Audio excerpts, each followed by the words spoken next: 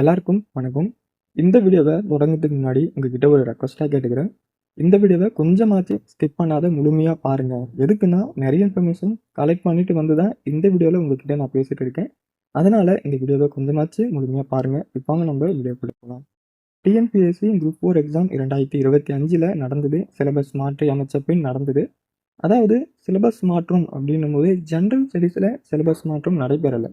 பகுதி வாரியாக அந்த மதிப்பெண்ணை தான் பிரித்து கொடுத்துருந்தாங்களே கண்டி ஜிஎஸ்ல தமிழில் தான் அந்த சிலபஸ் மாற்றம் என்று முழுமையாக பண்ணாங்க. அந்த சிலபஸை நீங்கள் எடுத்து பார்க்கும்போது ரொம்ப ஈஸியாக இருக்குது சிலபஸ் அப்படின்னு தான் எல்லாருக்குமே தோணும். ஆனால் நம்ம உறுதியாக சொல்லலாம் 40 கேள்விகள் அந்த சிலபஸ் படி பார்த்தோம்னா வெளியே இருந்து தான் கேட்பாங்க அப்படின்றது நம்ம உறுதியாக சொல்லலாம். அதில் எந்த விதமான மாற்று கருத்துமே கிடையாது. 2025 அதுதான் நடந்தது. எல்லாருக்கும் தெரிஞ்ச விஷயம் தான். அந்த எக்ஸாமை கேன்சல் பண்ணணும், ரீ எக்ஸாம் நடத்தணும். பல அரசியலில் இருக்கிறவங்களும் குரலானது கொடுத்தாங்க. பட் எதுவுமே சப்போர்ட் பண்ணலை. இப்போ வரைக்கும் டிஎன்பிசி சைடில் இருந்து சிலபஸையும் எதுவுமே மாற்றி அமைக்கலை.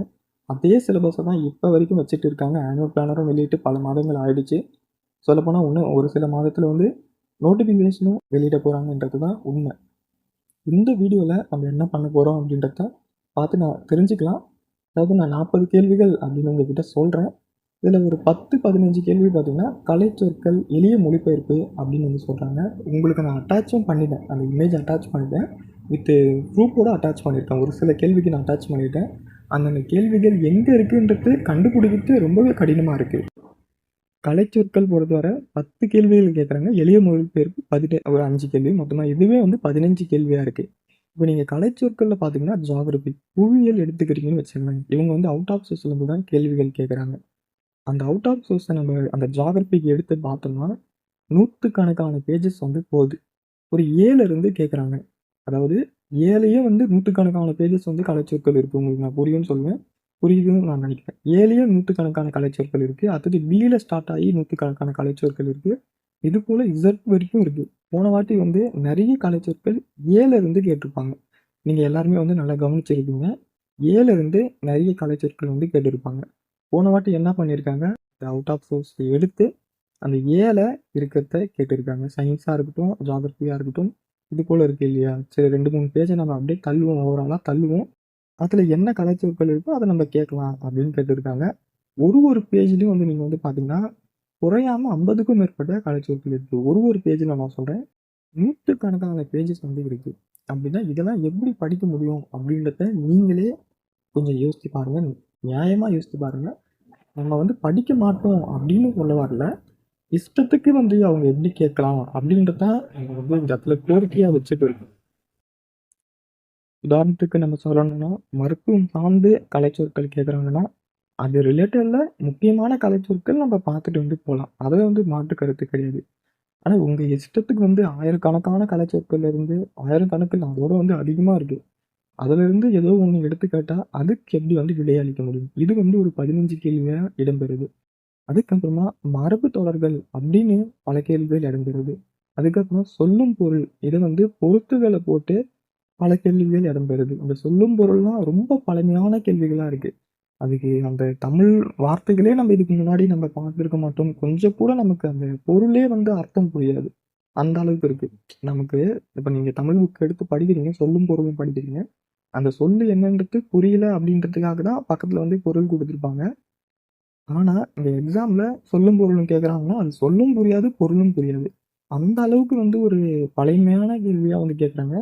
இதெல்லாம் நம்மளால் அட்டன் பண்ண முடியுமான்னு கேட்டிங்கன்னா கட்டாயமாக நம்மளால் முடியாது. ரொம்பவே ஒரு டிஃபிகல்ட்டாக தான் இருக்கும் எல்லாருக்கும். படிச்சுட்டு அட்டெண்ட் பண்ணுறவங்களுக்கு மேக்ஸிமம் ஒரு லக் பேஸ்டாக போக வாய்ப்பானது இருக்குது. ஒரு சிலருக்கு கரெக்டாக ஆகும் கொஸ்டினுக்கு, ஒரு சிலருக்கு தவறாக போக வாய்ப்புகளானது இருக்குது. இப்போ நம்ம பண்ண வேண்டியது டிஎன்பிஎஸ்சி சைட்லேயும் மற்றும் புதிதாக ஃபார்ம் ஆகியிருக்க கவர்மெண்ட் கிட்டேயும் ஒரு ரெக்வஸ்ட்டாக நம்ம சைட்லேருந்து அவங்கக்கிட்ட வைக்கிறோம் அப்படின்ற பட்சத்தில் அட்லீஸ்ட் இதில் என்ன தவறுகள் இருக்குது, அவங்களுக்கு என்ன கடினங்கள் இருக்குது அப்படின்றத அவங்க உணர வாய்ப்புகள் இருக்குது. நம்ம தமிழ் சிலபஸை மொத்தமாக மாற்றிடுங்க அப்படின்னு கேட்கல. அது ரொம்ப ரொம்ப தப்பு. நம்ம அப்படி கேட்கவே கூடாது. நம்ம சிலபஸை ஒரு ரிஃபார்ம் பண்ணுங்கள், மாற்றி அமைங்க. அதாவது ஒரு சில இடத்துல மாற்றி அமைங்க அப்படின்னு தான் நம்ம கேட்குறோம். இஷ்டத்துக்கு எங்கேயோ போய் ஒரு பிடிஎஃப்ல ஆயிரக்கணக்கான பேஜஸ் இருக்குது, அதுலேருந்து ஒரு பேஜ்லேருந்து கேள்வியெல்லாம் எடுத்து கேட்குறது ரொம்பவே தவறாக தான் வந்து நமக்கு பார்க்கப்படுது. இப்போ இந்த ஒரு 15 கேள்வி கலைச்சொற்கள், அது ஒரு பிடிஎஃப்லேயும் ஆயிரக்கணக்கான பேஜஸ் இருக்குது. ஜியாகிரஃபியில் ஆயிரக்கணக்கான பேஜஸ் இருக்குது, சயின்ஸில் ஆயிரக்கணக்கான பேஜஸ் இருக்குது. அத்தனை கலைச்சொற்களும் எப்படி ஒருத்தனால வந்து எப்படி படிக்க முடியும் நீங்களே கேளுங்க. நிஜமாக வந்து முடியாது. ஸோ இது போல் இருக்கிற சிலபஸை வந்து மாற்றி அமைக்கணும். உதாரணத்துக்கு 4வது யூனிட்டு 6வது யூனிட்டு கண்டிப்பாக வந்து தூக்கிடணும். 2வது யூனிட்டில் அந்த பொறுத்துக அப்படின்றதுல ஓகே கேட்கலாம், தப்பு இல்லை. புக்கில் இருக்கிறத வச்சு வந்து கேட்கலாம், அதுவே வந்து நிறைய இருக்குது, புக்கில் இருக்கிறதே நிறைய இருக்குது. அதை வச்சே நீங்கள் டிஃபிகல்ட்டாக கேள்விகள் வந்து உருவாக்கலாம். பட் அது பண்ணாமல் ரொம்பவே பழமையான கேள்விகளாக வந்து கேட்டுகிட்டு இருக்காங்க. ஸோ அதெல்லாம் ரொம்பவே தப்பாக தான் பார்க்கப்படுது. இதெல்லாம் கொஞ்சம் மாற்றி அமைச்சாங்கன்னா தேர்வு வந்து இந்த மாணவர்களுக்கு கொஞ்சம் எளிமையாக வந்து இருக்கும். அப்படி இல்லைன்னா அவங்க இன்னொன்று என்ன பண்ணலாம்னா, தமிழை வந்து ஜஸ்ட்டு எலிஜிபிலிட்டி பேப்பராக வந்து வச்சுட்டு ஜென்ரல் ஸ்டடீஸை வந்து மெரிட்டுக்கு யூஸ் பண்ணிக்கலாம், ரொம்ப நல்லதாக இருக்கும். ஒரு 50-55% கூட நீங்கள் எலிஜிபிலிட்டியாக வந்து வச்சுங்க தமிழில், கம்மியாக கூட வைங்க அப்படின்னு வந்து கேட்டுக்கல. வேணும்னா ஒரு 60% கூட வச்சுங்க தமிழை. 60% எலிஜிபிலிட்டியாக தமிழை வச்சுட்டு ஓகே 60% நீங்கள் எடுத்துடுறீங்க அப்படின்ற பட்சத்தில் மெரிட் பேஸ்டு வந்து ஜென்ரல் ஸ்டடீஸை வச்சு நீங்கள் வேலைக்கு போகலாம் அப்படின்னா கூட பரவாயில்ல. அதுவும் வந்து பண்ண மாட்டாங்க.